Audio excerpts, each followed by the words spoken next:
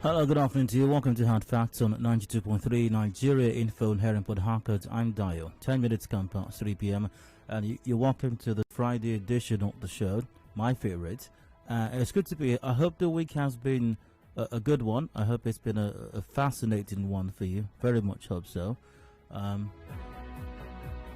It's been a tough couple of months in the entire country, throughout the country.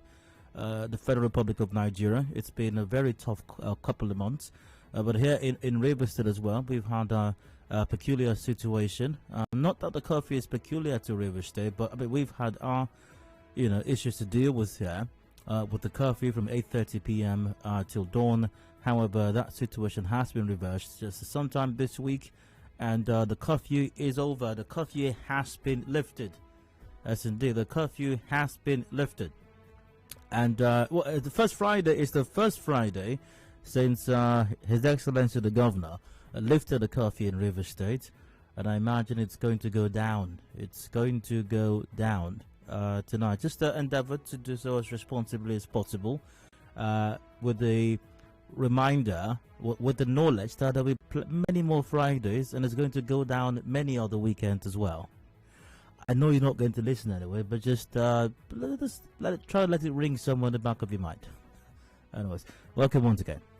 Now, from now till about 7 o'clock, we keep the conversation going. That we do. And a few matters we're going to be discussing on the show today. I do have side comments coming up in a moment, random stories and thoughts, which will not be discussed now, of course, until later during the open season segment.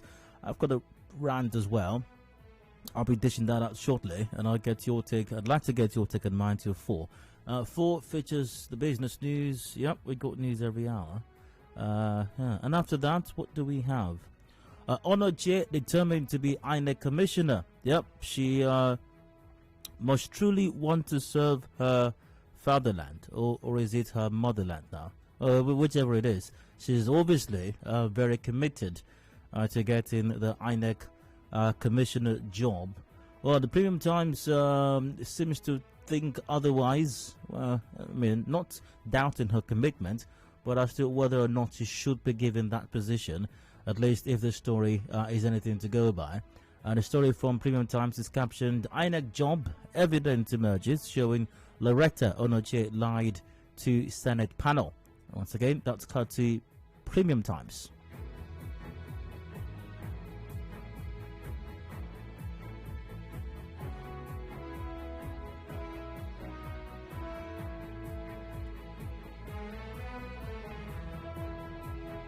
Alright, we'll take a quick look at that story. Let's see, where is it? Here somewhere, I suppose. I'm having a bit of a trouble over here. Okay, here it is.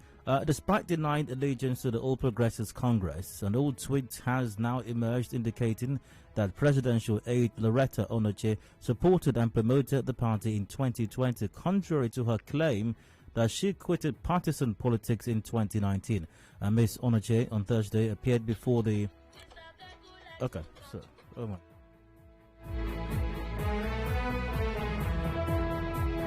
Sorry about that.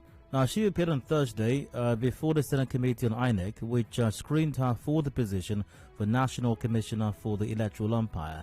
She was nominated for the position by President Muhammadu Buhari in October 2020. If confirmed, she will represent Delta State and by extension the South-South geopolitical zone on the Commission. However, her nomination has triggered outrage among Nigerians, with many describing it as unconstitutional. Many Nigerians have asked the president to withdraw the nomination on the grounds that Ms. Onoche is partisan, and so it would be undemocratic for her to be appointed into such an office. Civil society organizations have also petitioned the Senate opposing Ms. Onoche's appointment, while the main opposition party, PDP, has protested her nomination. And during her screening exercise, Ms. Onoche claimed she is not partisan anymore. She said, quote, "I have seen the petitions against me, but I stand for justice and fairness. Thus, nobody has anything to fear. I am Madam Due Process, and this is the reason behind my attacks, because I follow the law and due process.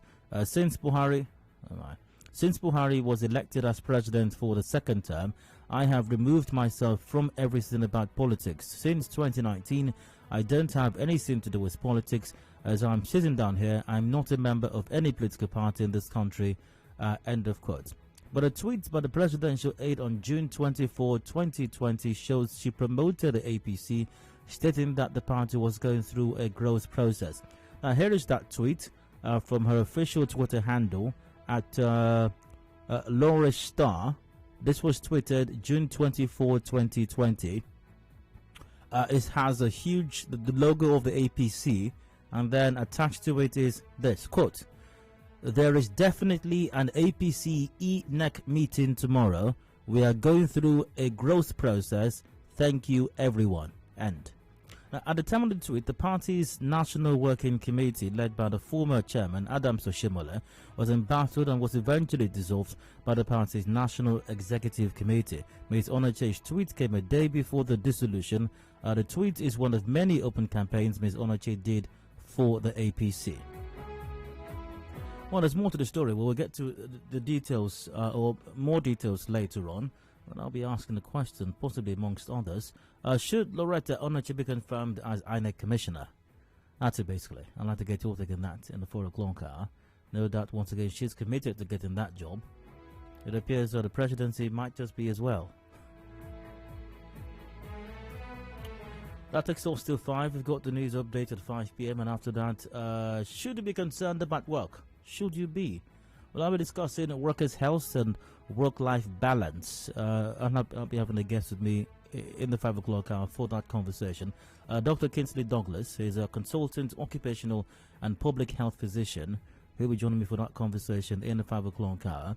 Should there be concerns about working? I mean, working is a good thing, right? I mean, and supposedly the harder you work, the better, you know, the more progress you make.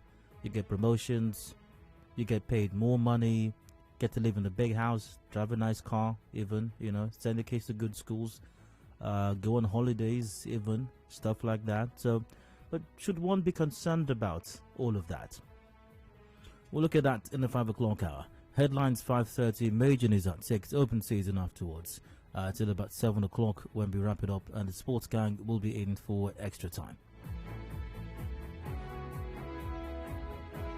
So that's it for today's edition of Hard Fact, of course. That's it for today, I suppose. Any changes in between, you will be the first to know as long as you stay tuned, of course. But let's keep the ball rolling now with today's side comments, random stories, random thoughts that I came across as I checked out the news today. And I'd like to say I had a truly interesting experience yesterday. And I do confess, it was like unlike any experience. I think it was like any experience I've ever had in all my time here in Rivers State. It was a truly fascinating experience. Now, if you were on the show yesterday, you might remember that there was during my side comments yesterday, I referenced the situation in Andoni local government area. There was some reports about some efforts by the traditional leaders in Andoni, which I believe the chairman, Erastus Awotu, was a part of as well, to bring an end to the cult crisis that's been somewhat lingering there for quite a bit. And I played back some sound where the chairman was talking about the efforts that were being made, and at some point he talked about how they were begging the cultists, but they were not going to beg them forever, basically suggesting that they should take advantage of the olive branch that's been extended to them right now and embrace peace, basically. And I put that side by side, efforts over the years by leadership across the country, and how that it appears in Nigeria. We try to placate miscreants and criminals and even beg them, whilst we take a more vicious approach to attending to matters that concern law-abiding citizens. It was part of my side comment, and I moved on. And last night, I got a call, and it was from the chairman himself, Andoni local government area, Erastus Awotu, and I said it was a fascinating experience because in my about 8 years here, the reaction that I would expect from the chairman, or any chairman for that matter, is one of outrage, is one of anger, is one of, who do you think you are? Do you know who I am? Do you know who I am? You're this small boy. You know, I've by the way, I have got similar responses, or responses of that kind. So when he introduced himself, because I didn't know who it was, I don't have his number. I didn't have his number. When he introduced himself, I thought he was going to just unleash and express his displeasure and his dismay at how I would reference him in such a manner. But he didn't. He was very calm. He was very polite. He was very friendly as well, and he simply called to intimate me as to the situation over there and help me understand, give me some clarity as to the challenges that he's having to deal with in Anthony local government area, and the different approaches that they are taking, that he's taken as well, to address the situation. No doubt there were many things that he said that cannot be said and should not be said publicly, that I cannot repeat, obviously, for security reasons. But it was a truly enlightening conversation, I must say. And I'd like to appreciate the chairman of Anthony local government area, Erastus Awutu, for taking that approach and taking the time to explain to me the challenges over there and efforts that are being made to address the situation. I do hope that the security agents or the agencies are able to back the efforts of the leadership of Anthony local government area and help to address the security challenges over there, because it's quite challenging indeed. It's quite a lot. It's a whole lot, really. It's quite disheartening. But efforts are being made. I do hope once again that they're able to get the backing of security agencies in tackling those issues. I do wish the chairman of Anthony local government area, Erastus Awutu, and the people, the good people of Anthony local government area, what caught my attention on the news today? Let's see.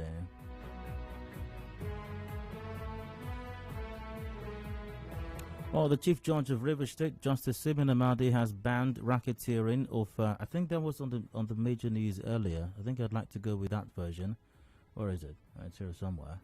Yeah, Chief Judge of Rivers State, Justice Simeon Amadi, has banned racketeering of affidavits by unauthorized persons within and around the judiciary complex in Port Harcourt. Justice Amadi, who also threatened to prosecute anyone caught, spoke when members of Judiciary Press Corps paid him familiarization visit in his office. That's what Justice Simeon Amadi had to say about the situation. Just a moment. It's just it's July 08.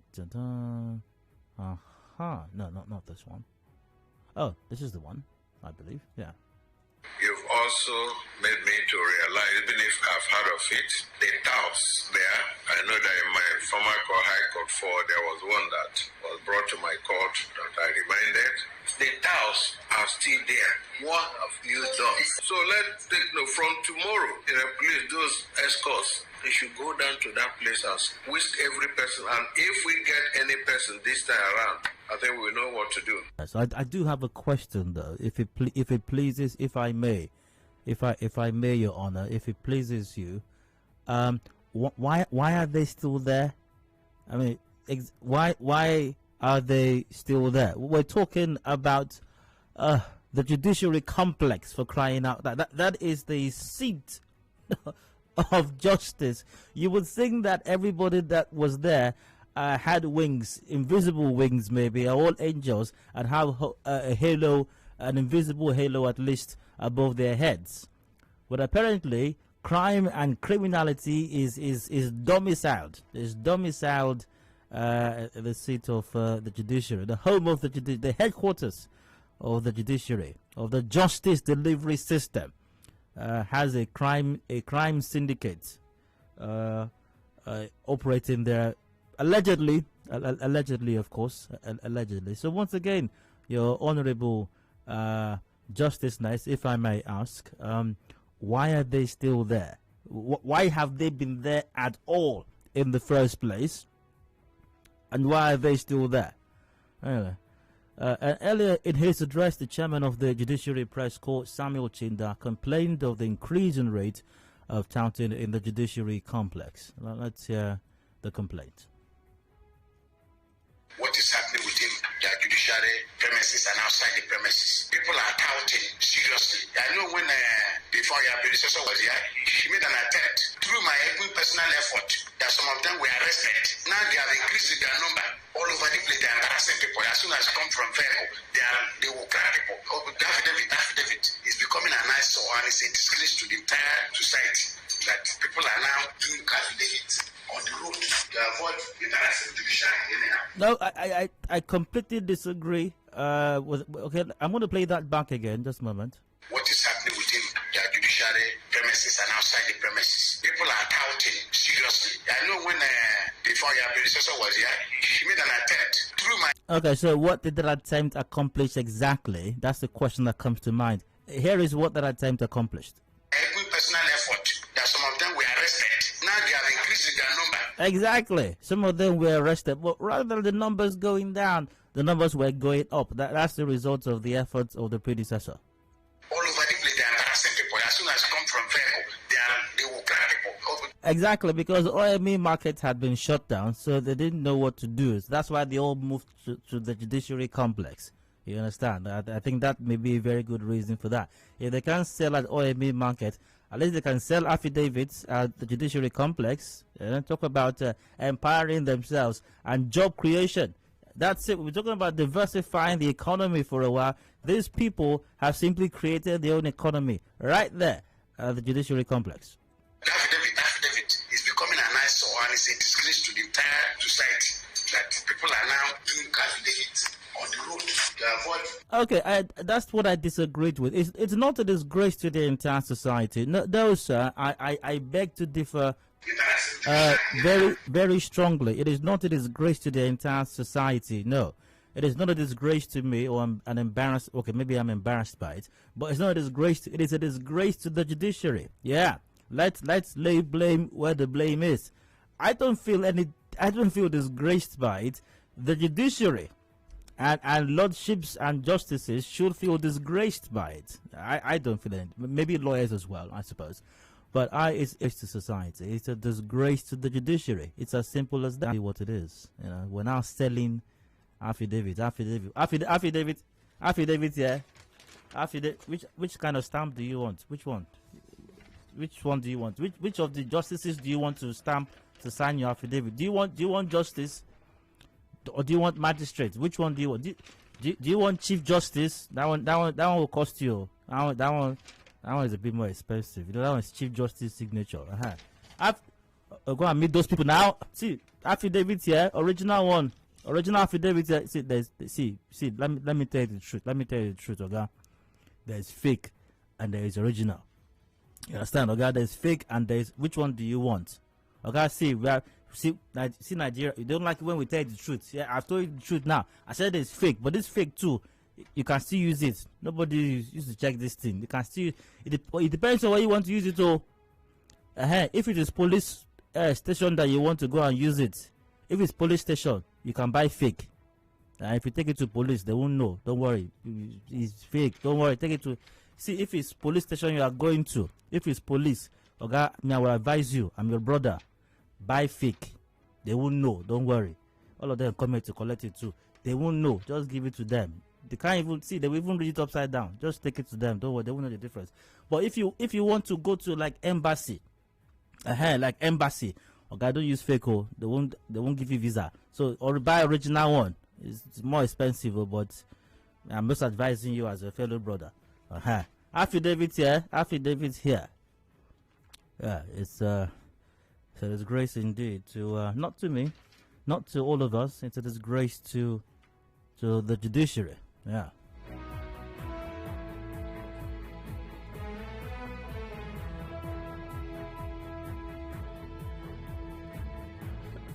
Someone says, please, I want I want atomic bomb to sign my affidavit. Oh, he got that. That's interesting. He got where that came from.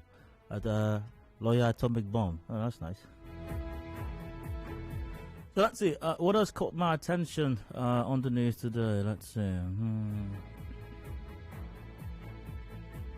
Oh, there's been some clarity. There is, all right, someone on WhatsApp says, You seem to have done that work before. My brother, it's not everything that we'll be saying on radio. My brother, it's not everything that will be for security reasons. It's not everything that we'll be saying on radio for security reasons. All right. So thankfully, there's been some clarity as far as the situation in Oyigbo is concerned. There will no longer be a 7 p.m. curfew in Oyigbo local government area. This is as the 6th Division of the Nigerian Army said the issue of curfew has now been resolved. Spokesperson of the 6th Division of the Nigerian Army, Charles Ekeocha, confirmed this to Nigeria Info FM. Congratulations. Wow. People of Oyigbo have been through quite a lot. Now, you might remember that some Oyigbo residents yesterday alleged that they were harassed on Wednesday by the military who were trying to enforce a 7 p.m. curfew after Governor Nyesom Wike lifted curfew in the entire state. And some Oyigbo residents spoke to our correspondent. Here's what they had to say. Immediately 6:30 to 7 o'clock, all the soldiers in the express Oyigbo here started harassing people, flogging people, both the market women and people that are going their home and people that are doing their business. And they cannot allow people to pass here. So we are now asking whether Oyigbo is not part of River State.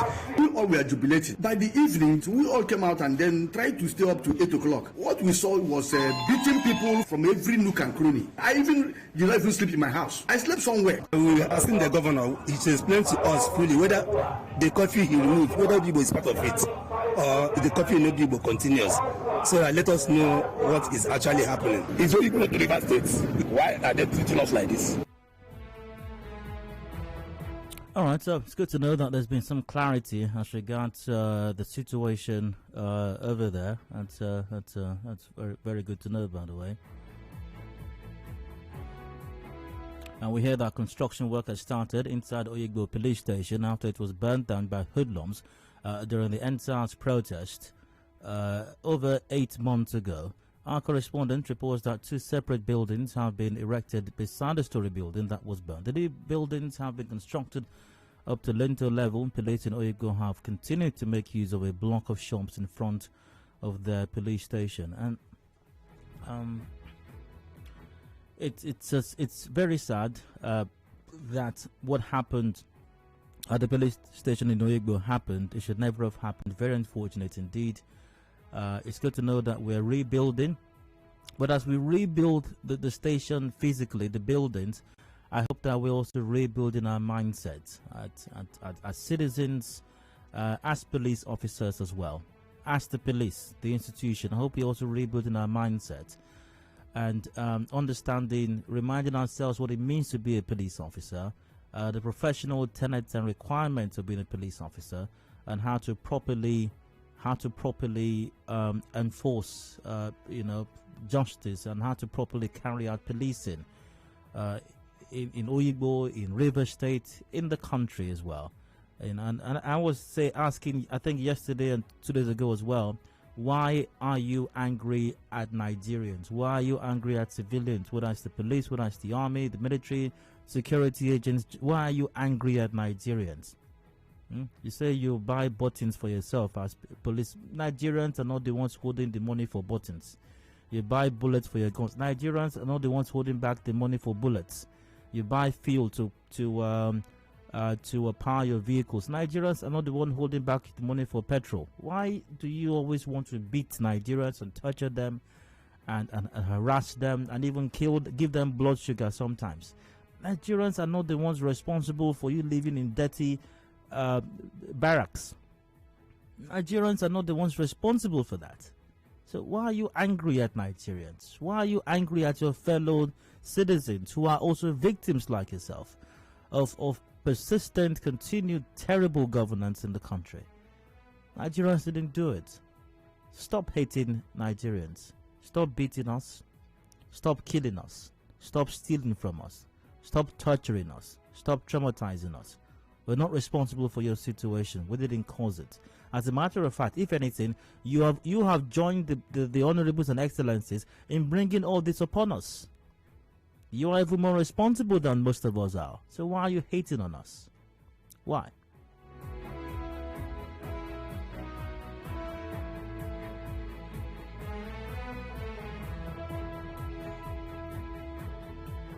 All right, so I have to let's see. What else caught my attention? I think I saw something about the oil mill market being reopened. I think after 1 year and 4 months that the oil mill market in Port Harcourt metropolis was shut down, the River State government has reopened the markets. The River State Commissioner for Chieftaincy and Community Affairs, Sonny Ejeku, confirmed this to our correspondent. Congratulations, by the way, to all the traders, people who need the market to be opened, and the people who go there to also purchase stuff. It's a good thing. I don't know. Is this an opportunity to thank His Excellency? I think we may need to do that. So, can someone please arrange for a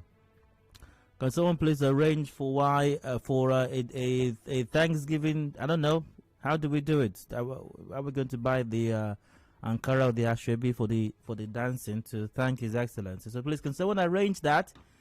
We might need to dance to Government House to thank His Excellency for this wonderful thing. By the way, our marketing office might be open over the weekend to receive all the jingles thanking His Excellency for reopening the market. All right, just keep sending them in. Keep sending them. We will take them as well.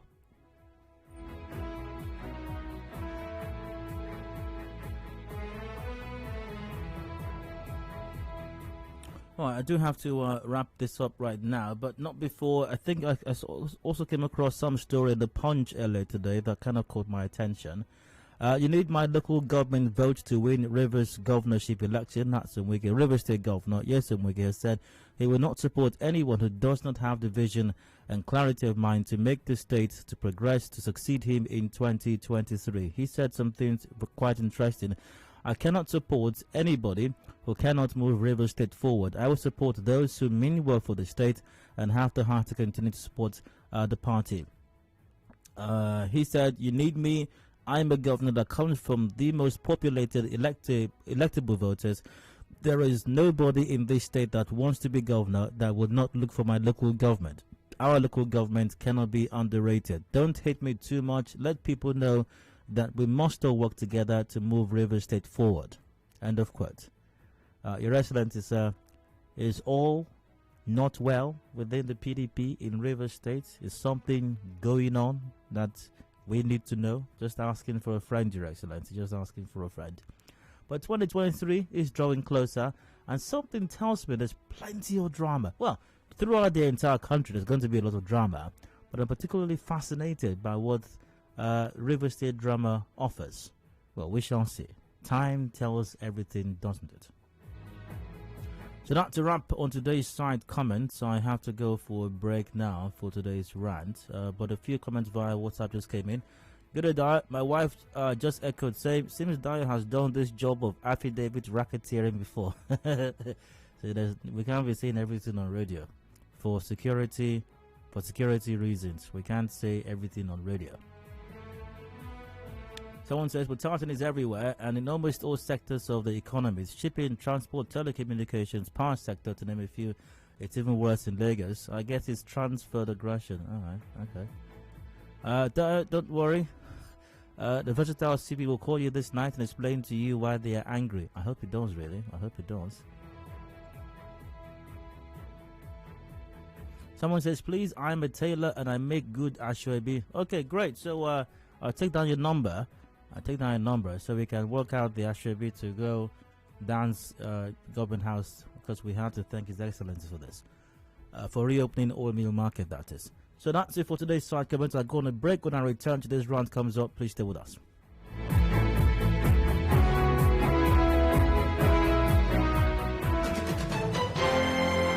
We connect you to the world. We connect you to the vicinity. We are Nigeria Info. Listen to me. I said this is a real situation and the government has to do something about it. You're trying to insinuate all these people looting Nigeria's money?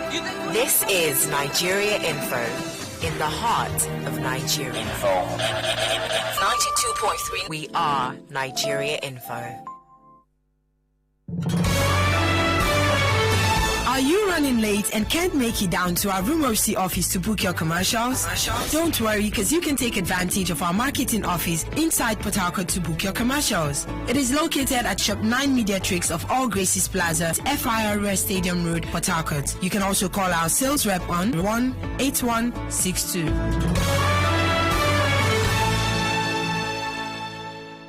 Information is a two-way thing. Nigeria Info, it's your turn. Let's talk.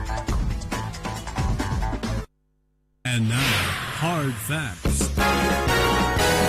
Hard Facts with Dio.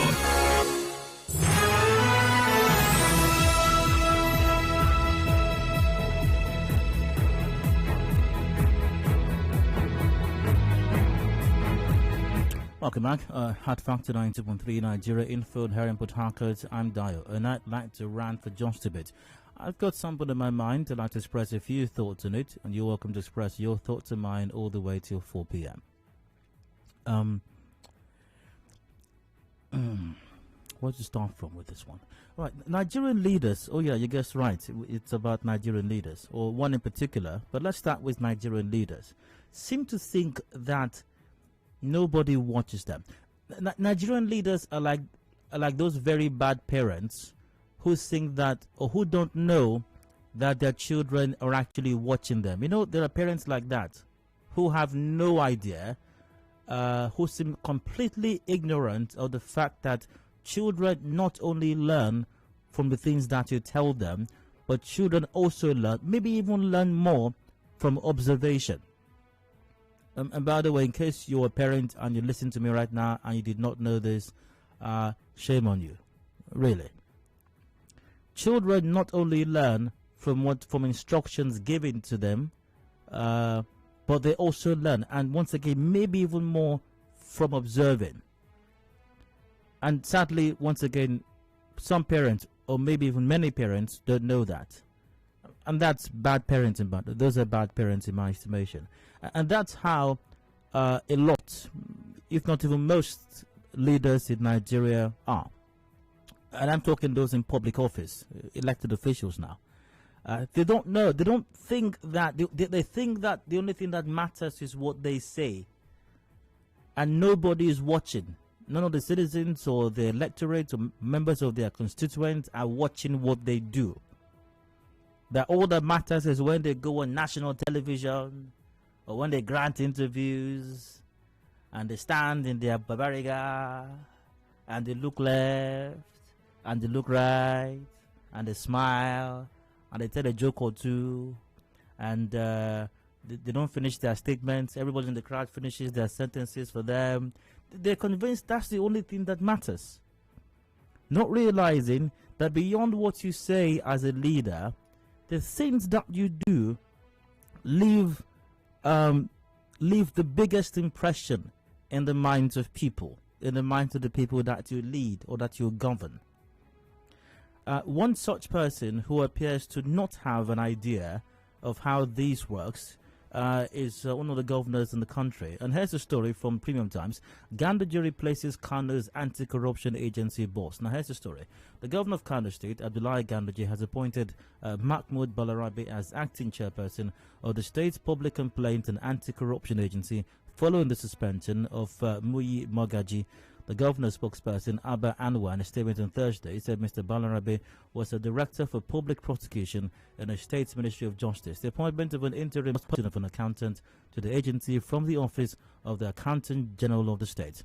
A suspension, according to the State Assembly, followed a letter of complaint sent to the House over the matter by the office of the Accountant General of the state.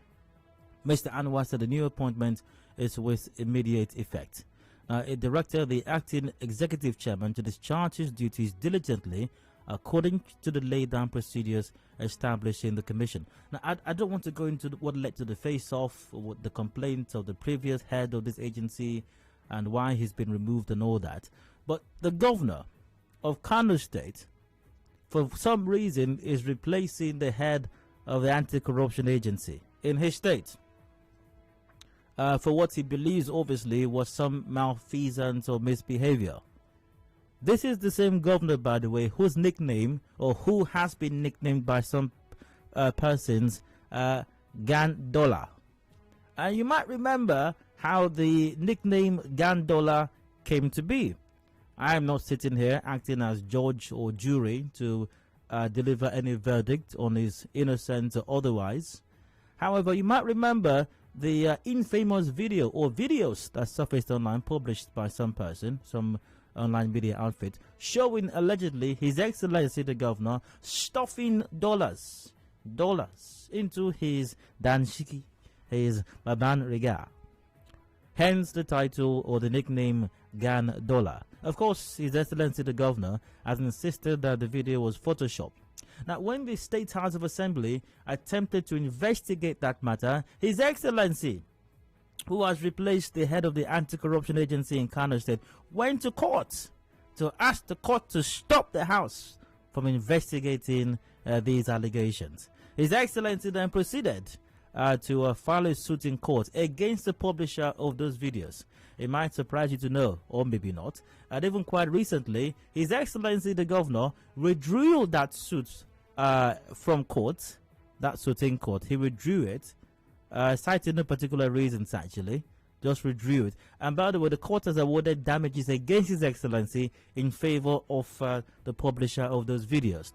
It is the same Excellency called by some people Gandola, who is replacing Kano's anti-corruption agency boss for whatever reason. And I'm sure that if His Excellency were to stand at some event, if he hasn't done so already, maybe this weekend, while he goes to commission something or ground break something, he will stand at the podium very proudly, looking left, then looking right, then resting one hand on the podium like this, while he says that, I hope you know that I have removed the anti-corruption boss. Then he will look left again. You see, we are a government of integrity. You see, we are an administration that wants to entrench integrity and fiscal prudence.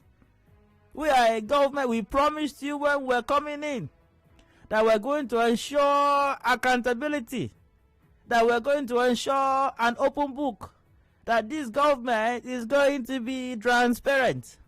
And we are fulfilling that promise to you right now. The head of the anti-corruption agency, I got information. I got information that the artist is not doing right. And to ensure the vision of my government, to ensure that we give you the promise that I made to you when I came into campaign, that this government will be transparent. We have removed him. I asked them to remove him. They have removed him, and we have put somebody there who will believe we do the job. Is that not what we said we'll do when we're coming? You see, I said it, and I am doing it. All right, anyways, once again, I'm not in any way trying to suggest that His Excellency is guilty of anything. The courts will determine that if the matter ever does go to the courts. But just a reminder to Nigerian leaders, beyond the things that you say, your actions even speak way louder. And people do judge your actions as well. Just a reminder to our excellencies. On that note, I end my round. Thanks for listening. Hope I didn't bore you. Any thoughts of my lecture? Numbers to the same line to open. We got 0817 923 0002 or 0003 0817 923 0007 as well. We're live on facebook.com/Nigeria Info PH. WhatsApp is on 0809 030-6416 for WhatsApp. Please keep it brief and straight to the point, of course. Dial via WhatsApp. Good evening. This country is on a cruise. Funny people as our governors. Too many Jaja sent that in. Trying to get Facebook to open up. I hope we don't have a problem with that. But I did need a call right now. I need one right now. We got 10 minutes to go before 4 p.m. at 4 Business News. The number is to call once again 0817 923 0002, 0817 923 0003, 0817 923 0007 also. Hello, Hard Facts, welcome. Hello? Hi, go ahead. Yeah, Dayo. Am I permitted to talk about Loretta Onochi's? We're discussing Loretta in the next hour. Huh? Loretta comes up in the next hour. All right. That's why we have a call screener. That's why we have a call screener. All right. A reminder, by the way. Okay, I am having some issues accessing Facebook at the moment, but I don't know. We'll see if that resolves shortly. But you can send in messages via WhatsApp also on 0809 030 6416. And obviously you can't tweet at us at the moment, so that's not going to work. Hello, Hard Factor, welcome. Hello? Hi, go ahead. Hello, go ahead. Alright, via WhatsApp, Daya, good afternoon. Truth be told, whether our Nigerian governments like it or not, because they feel that we all are fools and we don't watch their nonsense, that's why they want to put us into a sack bag called hate speech. That's Charity from Port Harcourt. Is something wrong with my connection? Is something wrong with the phone lines, please? Can I be intimated as to if something's wrong with the phone lines? Alright, please do let me know, because I'm suspecting something is wrong with the phone lines. Alright. Hello, Hard Facts, you're welcome. 9213, hello? Hello, Dayo. Good afternoon. Hi, go ahead. Charles from GRA. Go on, Charles. Okay, the truth is this.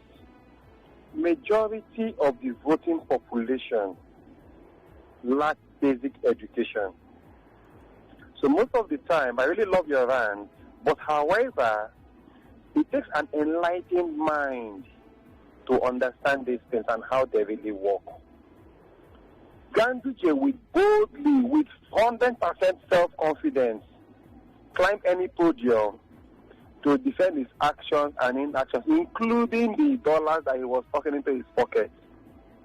Because he knows that 90% of the populace that he will be speaking to at that point in time would lack the basic ability to reason for themselves. And moreover, there is no platform even to ask questions. Have you seen any excellency that will give a speech and say, please, is there any question? No, it doesn't happen anywhere. Take our state, for example. For the past 6 years plus now, we've never had an interactive section with our governor. They don't give you the opportunity to ask questions. Oh, I think there has been. So No. Hold on. Hold on. The beginning and they are the end. Can you hear me? I can remember at least one interactive session with the River State government. It was outdoor. I think it was in Government House. It was outdoor. Journalists sat outside, and the governor was, of course, with them outside. I think it was during the COVID era, if I remember correctly. But there was at least there was that one. Dayo, we are into the media also. Look at what you said there hasn't been, and I'm telling you there has been. That's all I'm saying, and I'm giving you one example. Okay. Give just one example. Thank you very much for the one example. Okay, you're welcome. But then most of the time it is designed that way and it operates that way. Thank you, Dayo. All right. Well, I mean, I had to point that out. Hello, Hard Factor, welcome. Yeah, good afternoon, Dayo. Hi, go ahead. Yeah, my name is Adedayo Elusakin. I'm calling from Port Harcourt. Yeah, let me go here this way. You say at times we need to tell ourselves the truth, and we have to be courageous enough to ask our leaders some questions. If some people will do it the way I question some of the illegalities on our Nigerian television, you will have an answer. Yes, this one, you don't even have any right to question your government. You don't even have any right to ask your president any question. Whatever thing they dish out, they say, you take it to your home. You say when you get to home, you start murmuring. That's the only thing we use, some of us are good in. Ask them questions. You cannot. But when you see other people that they are eager to ask that question, they ask, is it only you? You want to blame the situation? See, Nigeria youth have a long way to go. We are just only two fighting. Just to engage our politicians as a question, who cannot. Oh, I suppose so. We've got about 5 more minutes to go before top of the hour 4 when the business news comes up. Via WhatsApp, Ganduje is corruption himself. He's not defended himself from the corruption allegations leveled against him. Oh well. Well, maybe His Excellency does not want to be distracted from the good works that he's doing in Kano State. You know, all of this could just be a distraction formulated by the opposition to distract His Excellency and stop him from giving the good people of Kano State the dividends of democracy that he promised them. Just say maybe that's the reason he hasn't bothered with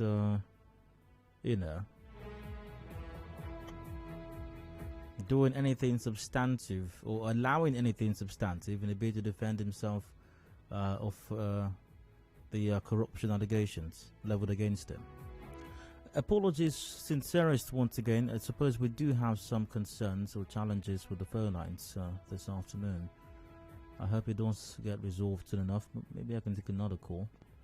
Hello, you're welcome. Not a good thing.